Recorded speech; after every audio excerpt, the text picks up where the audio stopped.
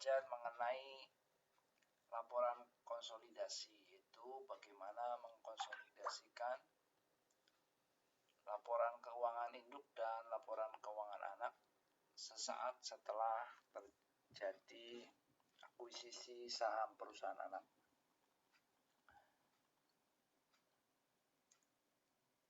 Kita akan melihat bagaimana ketika kepemilikan induk atas perusahaan anak tidak 100%.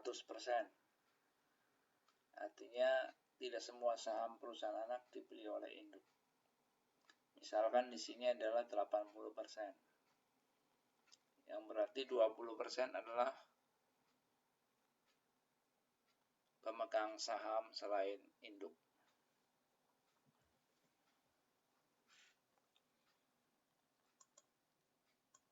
Kita akan menggunakan contoh seperti biasa.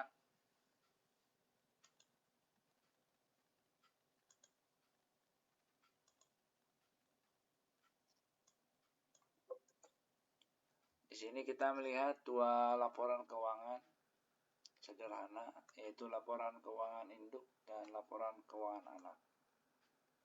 Terdiri dari aset, lalu liabilitas dan ekuitas.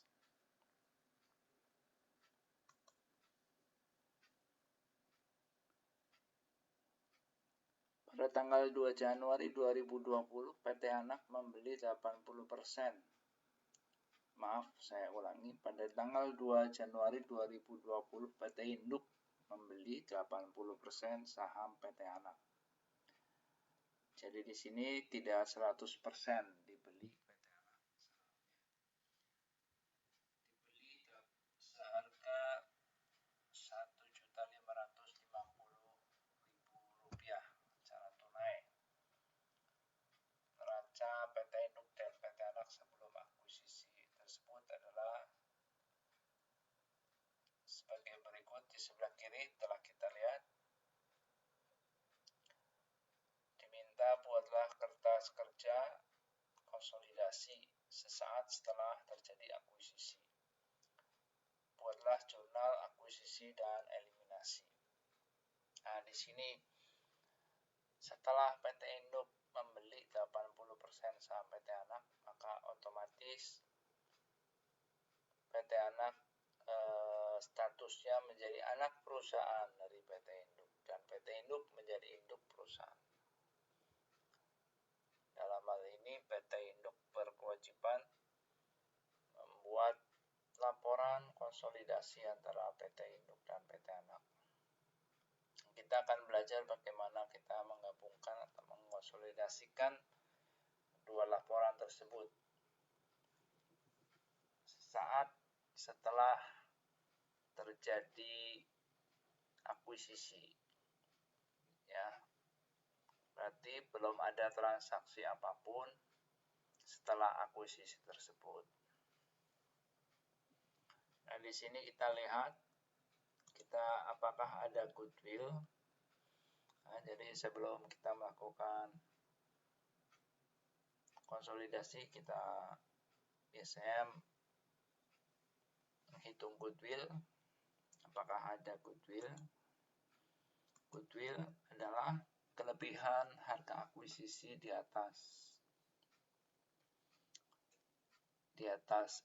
ekuitas yang diakuisisi, ya.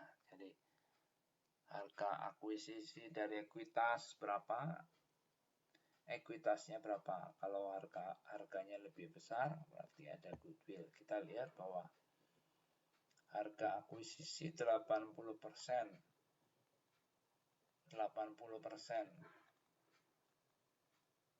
Harga akuisisinya adalah 1.550.000.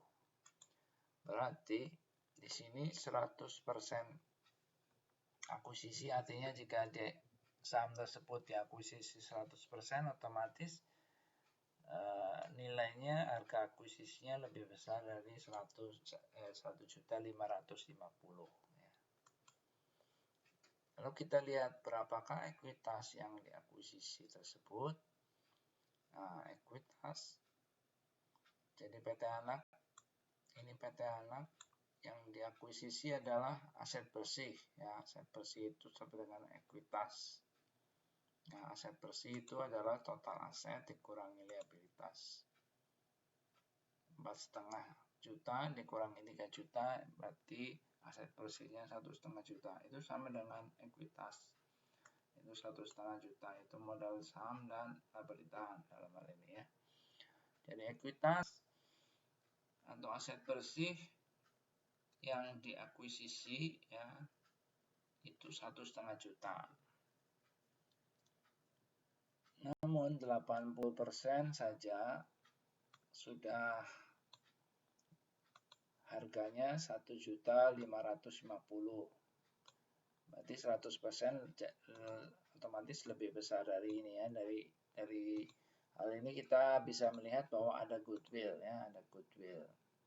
Artinya harga akuisisi itu melebihi nilai ekuitas ya, aset bersih yang diakuisisi. Kemudian apakah ada NCI? NCI itu adalah non-controlling interest, kepentingan non-pengendali. Itu pemegang saham di PT anak selain PT induk ya. Jadi karena PT induk hanya membeli 80% PT anak, saham PT anak, berarti ada 20% dari saham PT anak ini yang dimiliki oleh pemegang saham lain selain induk. Itu disebut non-controlling interest atau kepentingan non-pengendali ya. Jadi kita coba hitung goodwill menurut rumus di sini ya. Jadi goodwill itu rumusnya 100% harga akuisisi dikurangi 100% ekuitas akuisisi ya. Harga akuisisinya 100% berapa? Ya.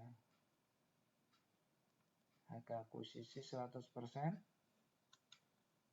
adalah 1.550.000 dibagi 80% kepemilikannya ya. Dari itu ketemu harga 100%. Harga 100% ekuitas ya ini tadi ya. Ekuitas PT anak 1,5 juta. Nah, ini kita bisa dapatkan berapakah goodwill ya. Jadi kita hitung saja di sini goodwill adalah 1 juta. Kita cari dulu harga 100% akuisisi berarti 1.550.000 dibagi 80% ya, 80% ketemu sekian ya. Jadi harga 100% akuisisi sekian dikurangi dengan 100% ekuitas. 100% ekuitas adalah 100% aset bersih atau langsung ngambil dari sini ya, modal saham tambah laba ditahan. Itu ekuitasnya 100%. Jadi tinggal dikurangi saja. Ini 100% atau akuisisi dikurangi 100% ekuitas sama dengan 437.500. Kemudian NCI ya, kepentingan non pengendalinya berapa ya. Artinya dari ekuitas yang dimiliki anak ini ya, dari ekuitas dan goodwill ini berapa milik non pengendali ya. Jadi nanti di dalam laporan keuangan yang dikonsolidasi itu ada pos non pengendali, kepentingan non pengendali. Pos kepentingan non pengendali artinya bagian aset dari seluruh perusahaan yang digabung tersebut yang menjadi hak bagi kepentingan non pengendali atau pemegang saham PT anak selain PT induk ya. Jadi kita bisa lihat kepentingan non pengendali ya sebagian dari aset bersih atau sebagian dari ekuitas ya yang dimiliki oleh pihak lain selain pengendali. ya, selain pemegang saham PT Induk ya. Jadi kita akan menghitung NCI itu 100% ekuitas tambah goodwill. Nah, kita udah melihat 100% ekuitas adalah 1.500.000 ya, ditambah goodwill adalah 437.500 sekian ya. Ini adalah 100% ekuitas tambah goodwill dikalikan berapa?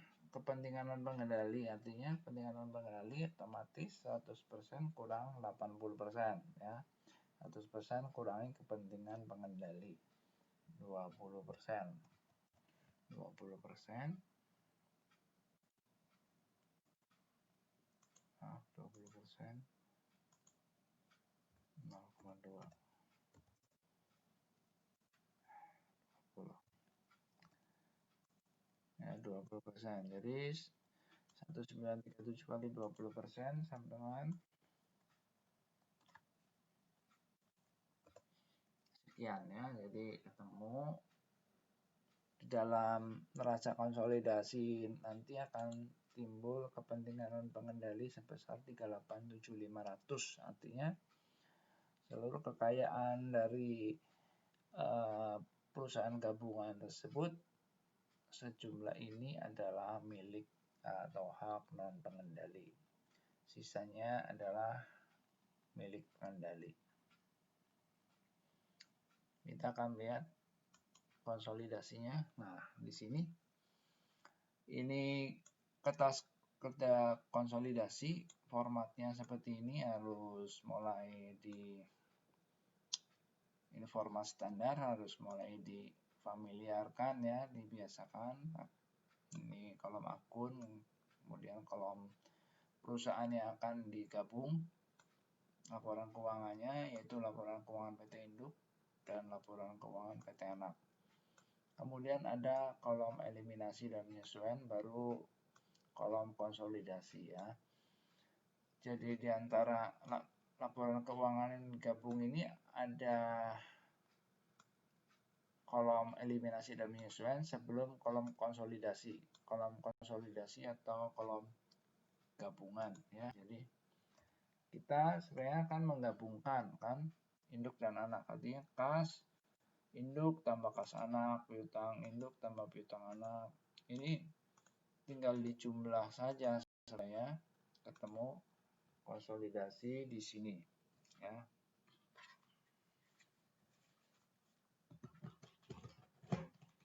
Namun karena antara induk dan anak itu memiliki akun-akun yang resiprokal atau timbal balik, maka akun-akun resiprokal atau timbal balik itu harus dieliminasi dulu ya sebelum kita melakukan penjumlahan antara pos-pos PT Induk dan PT Anak ya. Jadi apa yang merupakan resiprokal ya, yang resiprokal itu adalah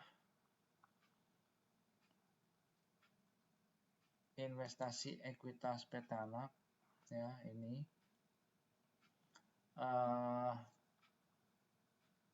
ini lebih baik kita, agar tidak bingung, yang kuning ini kita update ke induk ya. Jadi pada waktu induk membeli saham PT Anak otomatis mengurangi kas di sini ya. Jadi kasnya berkurang 1.550.000. Ini kita hapus saja. Dan timbul debit ya di investasi ekuitas PT Anak 1.550.000. Ini kita hapus saja di sini. Jadi yang kuning ini adalah ayat jurnal akuisisi ya, ayat jurnal akuisisi tadi di PT Induk. Debetnya adalah timbul akun investasi ekuitas PT Anak 1.550.000, itu harga akuisisinya 80%. Kas di kredit yang mengurangi aset. Ini akuisisi ya. Jadi akun investasi ekuitas PT Anak ini ya, di sini ini resiprokal dengan akun ekuitas ya. Karena ini sebenarnya cerminan ya, mencerminkan. Ya, jadi akun ini mencerminkan kepemilikan atas ekuitas ya. Akun ini mencerminkan kepemilikan atas ekuitas. Ini saya kasih warna kuning saja. Jadi dua akun ini harus dieliminasi ya, karena ini saling timbal balik ya, resiprokal. Sama seperti ketika mempelajari kantor cabang dan kantor pusat, ada rekening kantor cabang dan kantor pusat ya, atau utang piutang antara kantor cabang dan kantor pusat, yaitu resiprokal ya. Jadi itu seperti itu. Di sini kita akan lihat resiprokalnya adalah investasi ekuitas di buku PT Induk dengan ekuitas di buku PT Anak ya.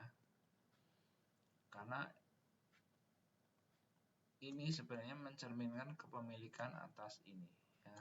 Nah, sedangkan ini adalah mencerminkan kepemilikan atas aset bersih ya. Nah, ketika aset bersih itu digabung, dilebur dalam dengan PT Induk, maka ini sama ini tidak diperlukan lagi ya. Tidak diperlukan lagi ya. Yang aset bersihnya yang digabungkan ini aset dan liabilitas. Ini dicerminkan oleh kepemilikan, ini ekuitas. Ekuitas ini dicerminkan oleh ini. Jadi ini dan ini harus dihapus. Itulah sebabnya kita sebelum menggabungkan harus melakukan penghapusan atau eliminasi akun-akun tersebut. Nah, hal yang perlu diketahui bahwa ayat jurnal eliminasi nanti yang akan mengeliminasi ini itu tidak ada di pembukuan ya, tidak dicatat di pembukuan, hanya berlaku di dalam kertas kerja konsolidasi ya. Kalau yang ini adalah transaksi real ya, waktu akuisisi PT Anak. Nah, akuisisi saham PT Anak ini makanya dia dicatat di neraca ya. Ini tercatat di neraca, ini yang transaksi yang kuning ini. Makanya dia mengupdate sini. Mengupdate kas, mengupdate investasi ekuitas. Nah, kemudian kita sekarang tinggal melakukan eliminasi ya. Jadi ini investasi ekuitas PT Anak di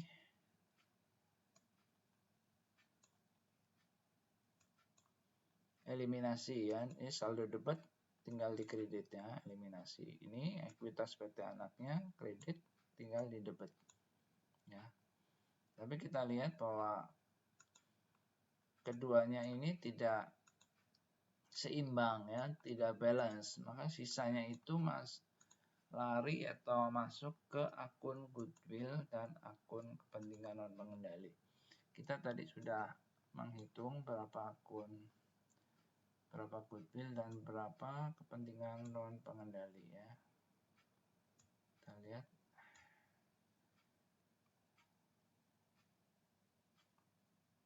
Goodwill